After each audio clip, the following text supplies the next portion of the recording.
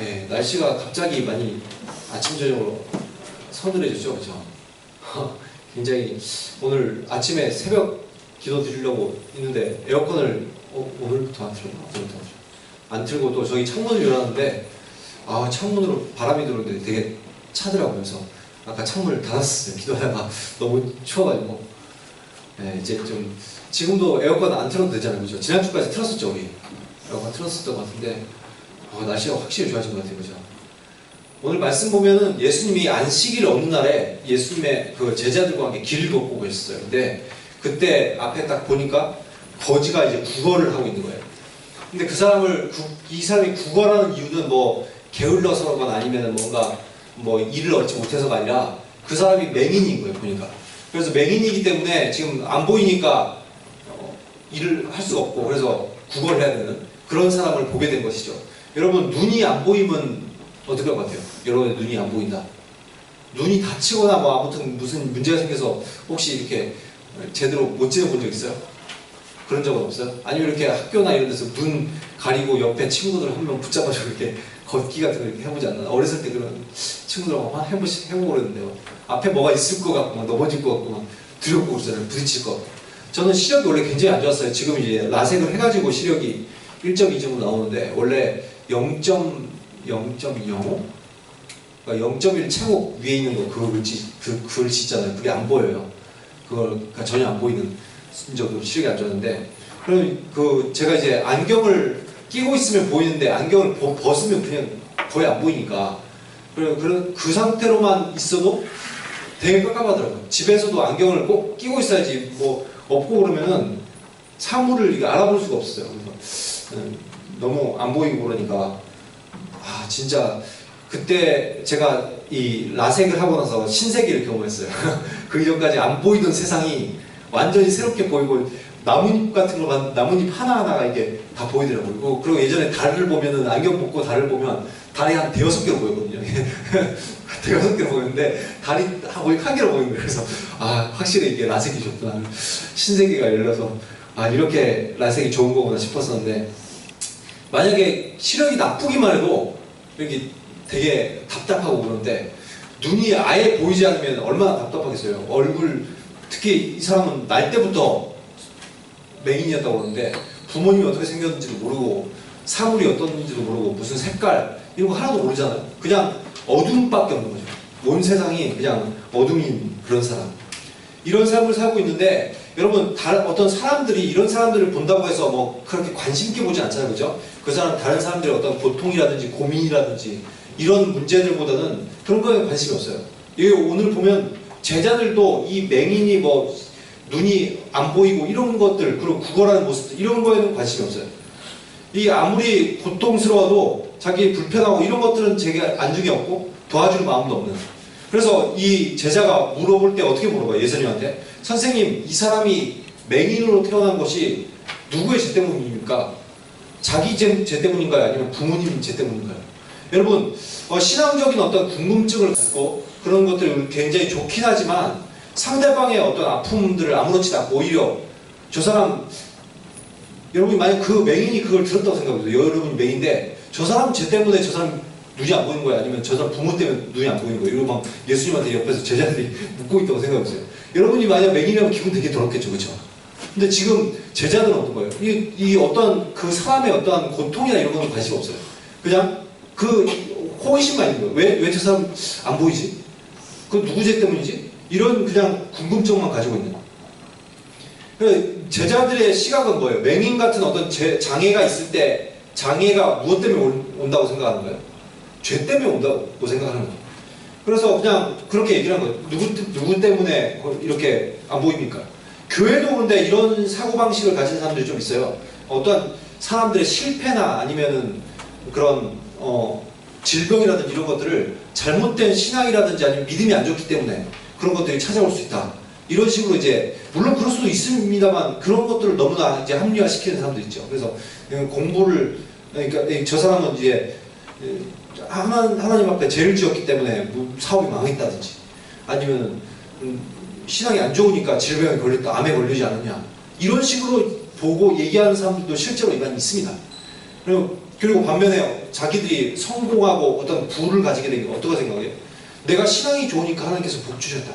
그렇기 때문에 굉장히 차별을 가져. 저 사람 네가 신앙을 제대로 하면 하나님께서 집도 주시고 돈도 주실 텐데 네가 신앙이 안 좋으니까 그렇지. 이런 식으로 얘기하는 것을 여러분 들어보셨나요? 저는 들어봤어요. 저는 많이 들어봤어요. 그래서 그런 관점으로 이야기하는 사람. 어떤 관점에서 사람들을 보는 거예요? 권선징악적인 측면에서만 보는 거예요. 그러나 물론 이제 죄로 인해서 우리들이 고통이나 질병이나 장애가 올 수 있는 것은 사실입니다. 실제로 하나님이 어떤 사람에 대해서 죄를 짓거나 그랬을 때 질병을 주실 수 있어요. 우리들은 성경은 그걸 말하고 있고 우리들은 그걸 인정합니다. 그럼에도 불구하고 모든 것을 그렇게 볼 수 있을까요? 모든 사람이 정말 죄 때문에 질병이 왔고 고통을 가운데 처하고 이럴 수가 있을까요? 개인의 어떤 불행을 무조건 죄나 믿음과 연관지어서 생각해 볼 수가 없습니다. 예를 들어서 욥 같은 경우가 그렇죠. 하나님 앞에 성경에서 욥이 어떤 사람이었다고 얘기하냐면 의인이었다고 얘기하고 당대에 이런 의인이 없어요. 그런데 욥은 어떻게 됐어요? 욥은 그럼에도 불구하고 자녀들이 다 죽고 한 번에 거기다가 모든 재산을 일시에 잃고 거기다 자기 몸에는 악성 종기가 나서 심각한 질병에 빠졌습니다. 그리고 아내는 하나님을 저주하라고 하면서 욕하면서 떠나버렸어요.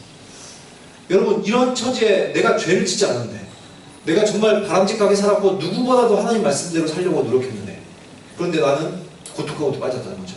근데 그런 입장에서 친구들이라는 사람들이 와가지고 한다는 소리가, 친구들도 어느 관점에서 봐요? 권선징악의 측면에서 보는 거예요. 네가 죄를 짓지 않으면 왜 이런 일들이 일시에 터졌겠냐? 왜 자녀가 죽고 전 재산이 날아가고 왜 네 몸이 이렇게 만신창이가 됐겠냐? 네가 분명히 남들에게 말하지 못할 중요한 죄를 지었기 때문인 것이다. 그러니까 네가 회개하고 하나님께 돌아가라. 근데 욥의 입장은 어떻게 해요? 너무나 억울하잖아요. 나는 정말 하나님 말씀대로 살려고 했는데, 그리고 혹시나 자녀들이 죄를 지을까 싶어서 자녀들 위해서도 날마다 예배를 드릴 정도로 제물을 드리고, 하나님 혹시나 자녀들이 죄를 지었으면 용서해 주십시오. 늘 경건하게 살았고, 자기가 욥이 그런 얘기를 하죠. 자기는 한 번도 과부를 보고 과부를 독재한 적이 없었고, 거지가 지나가면 거지를 가만히 돌려보내지 않고 항상 먹을 것을 줬고, 그 인근에 있어서 욥같이 선하게 살아온 사람이 없는데 그런 불행을 당했다는 것이죠. 근데 우리들은 어떨 수 있어요? 함부로 사람들을 조언하고 가르치려 들 수 있어요. 네가 죄를 지었으니까 그렇지. 함부로 상담이나 조언을 하면 안 됩니다. 다른 사람들의 어떠한 심정을 공감하지 못하면서 내가 그 문제 잘한다. 아이 뭐 이런 건 이런 거지. 여러분 그렇게 얘기할 수 있습니까? 근데 그런 사람들이 상당히 많아요. 네가 이런 죄를 지었으니까 이렇지. 아니면 몸이 아파도 에이 그런 병은 뭐 이렇게 하면 나는. 여러분 그렇게 쉽게 우리들이 얘기할 수 있는 것들이 아니라는 것이죠. 물론 모든 악과 고통은 근원적으로 올라가면은 아담의 범죄로 시작되었고, 그렇기 때문에 이 땅 가운데 악이나 죄가 있습니다. 질병이 있고 고통이 있습니다. 그러나 어떤 개인의 어떠한 문제들에 있어서 내가 죄를 짓지 않았어도 다른 사람 때문에 문제가 생길 수도 있고, 아니면 환경이나 아니면 사고를 당해서, 아니면 다양한 어떤 문제 때문에 질병이나 고통 가운데 우리들이 빠질 수가 있다는 것이죠. 근데 이런 접근 방법으로 제자들이 나왔을 때 예수님이 답변을 어떻게 하셔요? 이 사람이나 부모의 죄로 인한 것이 아니다. 그에게서 무엇을 본다? 하나님이 하시는 일을 나타내고자 하십니다. 이런 얘기를 하죠. 제자들은 어떤 관점에서 봤다고요? 나의 어떤 나타난 현상들을 바라보면서 그 원인을 그냥 알고 싶은 어떤 궁금증을 해소하고 싶은 단순한 호기심? 그런 측면에서 접근했고, 또한 어떠한 그런 장애들은 죄 때문에 온다. 이런 어떤 권선징악적 측면, 이런 굉장히 사람들에 대한 어떤 배려가 없는 이런 태도로 나왔는데, 예수님은 어떻게 돼요? 예수님은 그 맹인의 고통을 보신 거예요. 그리고 그것 또한 무엇을 본 거예요? 그 사람을 향한 하나님의 놀라운 계획을 바라보신 거예요. 여러분 우리들은 그럴 수 있죠. 얼마든지 우리들은 다른 사람들을 보면서 이 일이 왜 이런 일들이 일어났을까? 왜 저 사람은 저렇게 행동할까? 저 사람은 왜 저렇게 되었을까? 우린 고작 생각하는 것이 이걸 수 있습니다. 그러나 예수님은 어떻게 바라보셔요? 그 사람 자체에게 관심을 가지시고, 이 사람의 고통에 관심을 가지시고, 또한 그 사람을 향한 하나님의 놀라운 계획을 바라보시는 거예요. 만약 우리들도 그냥 지나가 버리면서 저 사람들 죄 때문에 그렇겠지, 아니면 나는 내가 알 일 아니지, 이런 식으로 우리들이 생각해 버리면 하나님의 놀라운 일들을 우리는 보지 못합니다. 그러나 정말 그 사람을 돕고자 하는 마음들을 가지고 또한 그 사람의 왜 하나님 저 사람을 향한 하나님의 계획은 무엇입니까? 모든 사람을 향한 하나님의 놀라운 계획이 있거든요. 아무리 장애가 있고 아무리 뭔가 부족해 보이는 사람일지라도 하나님 그 사람을 놀랍게 창조하셨고 또한 그 사람을 향한 놀라운 계획을 가지고 계십니다. 그렇다면 우리들이 바라볼 때 그냥 무심코 지나갈 것이 아니라 사람들을 만났을 때 하나님 저 사람을 향한 하나님의 계획은 무엇입니까? 무슨 큰일을 행하기를 원하십니까? 만약 이런 태도로 본다면 전혀 달라질 수가 있다는 거죠. 예수님의 제자들이 실제로 나중에는 이런 태도로 나옵니다. 그래서 길 가다가 앞에 안진뱅이 거지가 있는 걸 보고 예전 같았으면 그냥 들어갔죠. 그냥 성전으로 들어갔을 거예요. 근데 그날따라 그 사람을 주목하여 봅니다. 왜 그래요? 삶이 변한 거죠. 예수 그리스도 닮기 시작한 겁니다. 그러면서 그 사람의 필요가 무엇인지 보고 그것을 공급해주고 싶은 마음이 들었어요. 그래서 그 예수님의 제자 베드로와 요한이 지나가다가 어떻게 했어요? 내가 은과 금은 없지만 은과 금은 그 사람이 찾고자 하는, 왜냐하면 병을 치유할 수 있다는 생각을 못하니까 그거는 자기한테 불가능한 거니까. 내가 은과 금을 구하는 사람이 있겠지만 나는 은과 금은 없지만 뭐라고 얘기해요? 내가 나에게 있는 것을 주노니 예수 그리스도의 이름으로 명하노니 일어나 걸으라 라고 얘기하죠. 그 사람의 근원적인 문제를 해결해 주죠. 제자들의 삶이 변한 것을 볼 수 있습니다.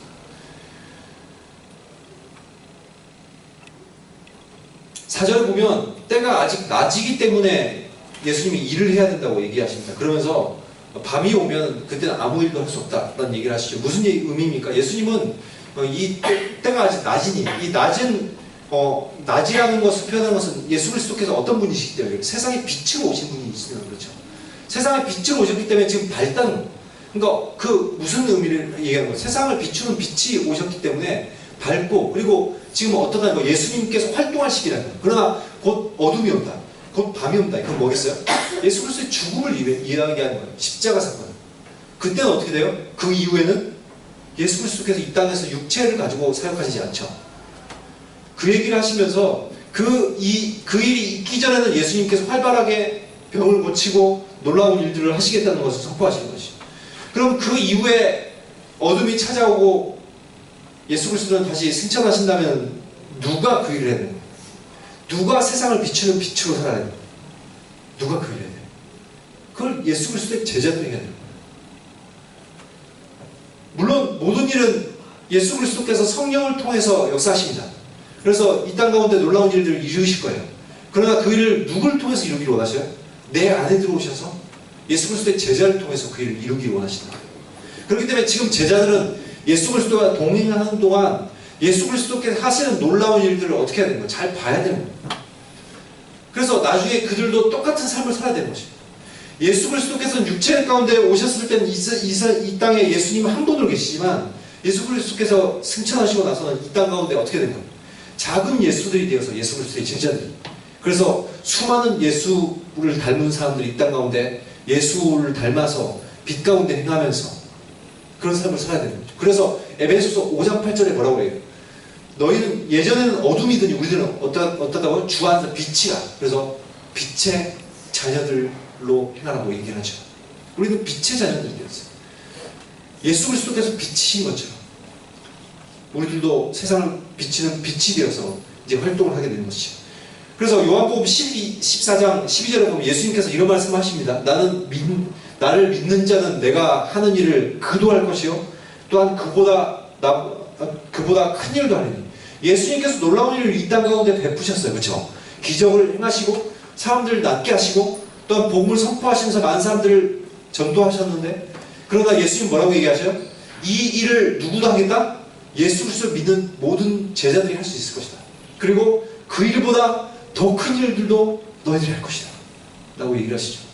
실제로 예수님의 제자들은 그렇게 살았습니다. 예수님은 소수의 사람들에게 집중해서 소수의 사람들을 전도하셨지만, 그러나 예수님의 제자들은 아주 많은 사람들에게 전도할 수 있었습니다. 그리고 예수님만 그런 권능을 행하셨던 게 아니라 예수님의 제자들도 똑같이 그런 권능을 행했습니다.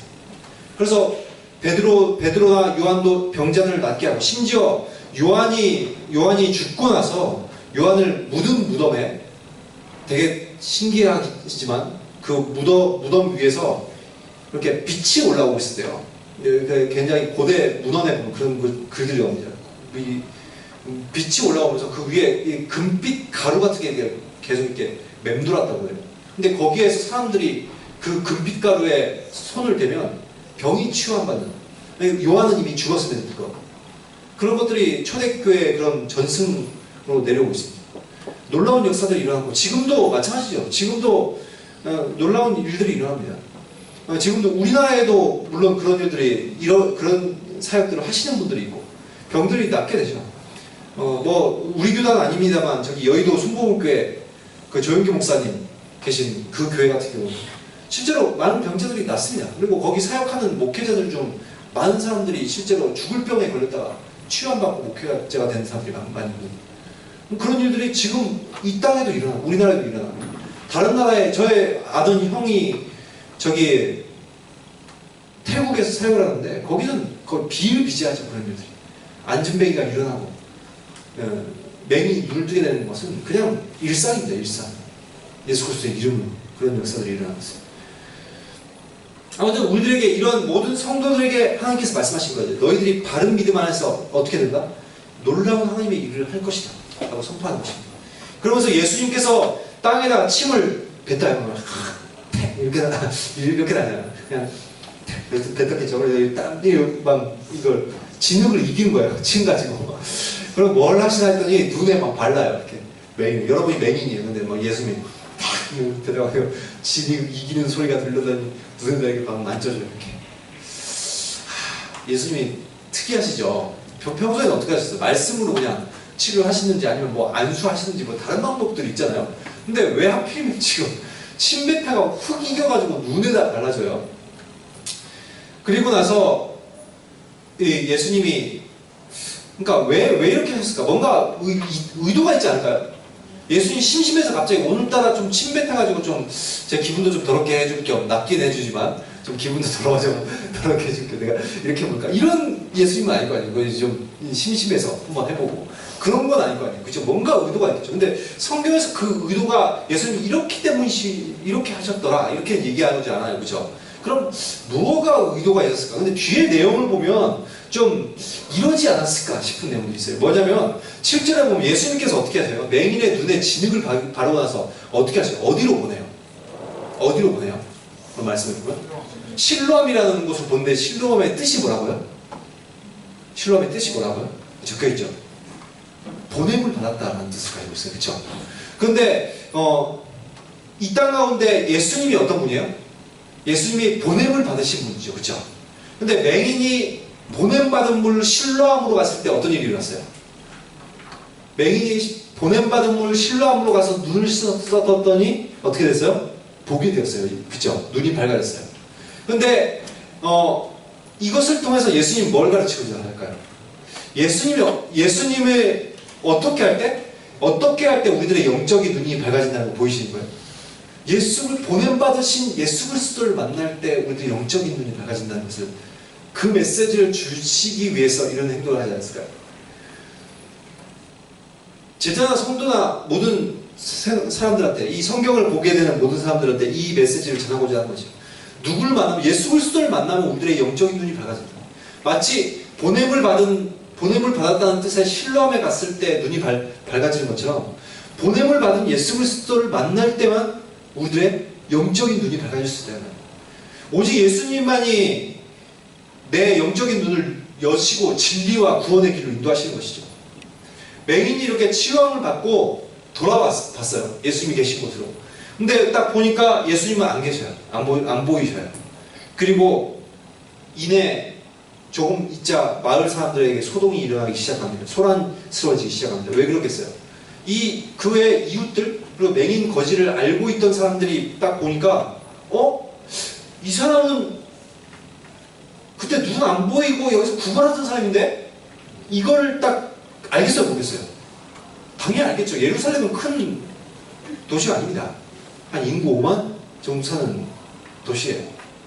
예를 들어서 혁신도시가 한 5만 명 살 것 같은데 혁신도시 만성지구까지 합치면 여기에 사는데 거지가 맨날 안 보이는 거지가 있어요. 그래서 막 구걸하고 다녀요. 모든 혁신도시에 사는 사람들이 알까요? 뭘까요? 알죠. 그죠? 그 정도는 다 알아요. 근데 그 사람이 보니까 어느 날 갑자기 눈이 떠있어요. 그리고 막 돌아다녀요. 이걸 보는 순간 사람들이 어떤 생각을 할 것 같아요? 이 사람 분명히 저기 앉아있었는데. 그러면서 이런 소동이 나면서 어떤 사람들이 이런 얘기를 그 사람 맞네 이런 얘기를 하고 그 사람 맞아. 그때 그 사람 맞구만 이렇게 얘기하는데 어떤 사람 또 아니야 그 사람 아니야 그 사람일 리가 없잖아. 지금 눈 멀었던 사람 어떻게 눈 떠? 그리고 어떤 사람 또 비슷한 것 같은데 그러니까 서로 막 사람들이 맞다는 사람 아니라는 사람 또 비슷한 것 같다는 사람 이런 사람들이 있는 거죠. 근데 맹인이 그 얘기를 듣고 어떻게 해요? 자기가 그 얘기를 해요. 내가 맞다고 그 사람 내가 그 사람 맞아요 이렇게 얘기를 해주는 거예요. 그러니까 이러니까 갑자기 소동이 안 날 수가 있겠죠. 당연히 소란스러워지겠죠. 동네 사람들이 그걸 보고 그러면 네 눈이 어떻게 떠졌냐 어떻게 밝아졌냐 이렇게 물어보는 거죠. 그러니까 맹인이 예수라고 하는 사람이 나에게 진흙에 침을 뱉어서 진흙을 이겨갖고 내 눈에 발라줬거든? 그러고 나서 실로하고 가서 씻으래. 난 씻었어. 눈이 돼? 이렇게 얘기하는 거야. 그러니까 그럼 사람들이 뭐? 이상한데? 그러면서 이제 그 사람들이 그러면 그 예수라는 사람은 도대체 어딨어? 이렇게 물어보는 거야. 난 맹인이? 나 모르겠어. 이렇게 된 거죠. 그래서 동네 사람들이 이 일이 너무나 신기한 일이기도 하고 뭔가 좀 이상한 것 같아서 지금 바리새인들한테 찾아가서 이 사람 데리고 가는 거예요. 13절 내용 보시면 그런 얘기 나와요. 그냥 막 데려가요. 특히 이 맹인을 눈을 뜨게 한 날이 어느 날이었다고요? 처음에 시작할 때 뭐라고 어느 날이었다고 했어요? 안식일이라고 얘기했죠. 요즘으로 따지면 주일 같은 개념인데 안식일은 구약의 율법에는 뭘 하지 말라고 나와 있어요? 일을 하지 말라고 나와 있어요. 그런데 예수님이 뭘 했어요? 그날? 의료행위를 했죠. 그렇죠? 의료행위를 하셨어요. 그러니까 요즘으로 따지면 약간 불법 의료행위를 한 거랑 비슷한 거죠. 그럼 갑자기 어느 날 안식일에 또 이게 그러니까 이 눈을 고치게 한 사건도 이게 예수님인가 참 놀라운 게 이 예수님의 행동 하나하나에 다 메시지가 있어요. 그러니까 실로암으로 가게 한 게 무슨 의미가 있을 거라고요. 아마도 보내심을 받은 예수 그리스도를 만나야 우리들의 영적인 눈이 밝아진다는 메시지가 아마도 있을 거예요. 그렇죠? 그런데 왜 또 일일이 손으로 이렇게 만들고 막 그랬을까요? 일일이 막 지는 걸 빚고 뭘 하시는 거예요? 그 다음에 나오는 내용이지만 안식일에 대해서 가르치기 위함입니다. 안식일에 뭘 하지 말라고 배웠어요? 이스라엘 백성들은 일을 하지 말라고 배웠고 근데 예수님 뭘 하셨어요? 일을 하셨어요. 손으로 뭔가 만드는 걸 하셨잖아요. 빚는. 근데 이렇게 되니까 이렇게 예수가 지금 이 맹인을 치료해 준 것이 맞다면 안식일에 아무튼 일을 한 것이 되어서 문제가 될 수 있어요. 이 다음 주에 그 뒷얘기는 계속 설교를 할 것입니다. 여러분 그러나 한번 생각해봤으면 좋겠어요. 맹인이 날 때부터 볼 수 없었던 것처럼 세상 사람들은 어때요? 날 때부터 우리들이 어때요? 진리의 빛을 볼 수 없는 상태에 살아갑니다. 우린 진리를 알지 못해요. 세상 사람들은. 어떻게 할 때는 거예요? 예수 그리스도께서 이 맹인의 눈을 뜨게 하셨던 것처럼 우리들이 어떻게 할 때 우리들의 영적인 눈이 밝아진다고요? 예수 그리스도를 만나야 된다는 거예요. 어떤 부분에 있어서 우리의 인생이 또한 깜깜할 수 있죠. 어떤 사람은 내가 미래가 깜깜할 수 있고 전 중고등학교 시절 때 중학교 때 그런 생각을 했어요. 내 인생에 미래가 좀 과연 내 미래가 얼마나 있을까. 왜냐면 너무 가난하게 살다 보니까 내가 하고 싶은 거 아무것도 못하고 저는 그림을 상당히 잘 그렸습니다. 반에서 보통 거의 1등 했고 고등학교 때도 거의 독보적이었어요. 저희 반에서. 저보다 훨씬 그림 못 그렸던 사람들이 홍대, 미대 같은 데 다 갔습니다. 그래서 저는 나는 왜 돈이 없어서 이것도 하고 싶은 거 못해야 돼.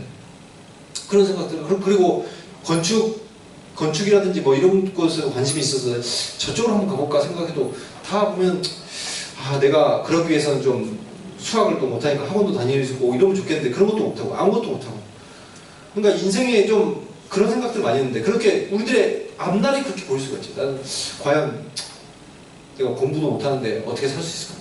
아니면 여러 가지 왕따를 당해서 깜깜한 가운데 있을 수도 있고 아니면 정말 영적인 그런 무직 가운데서 우리들이 두려움을 느끼고 얼마든지 여러 가지 앞이 깜깜해 보일 수가 있지만 그러나 주님께서는 어떻게 하길 원하시는 거예요?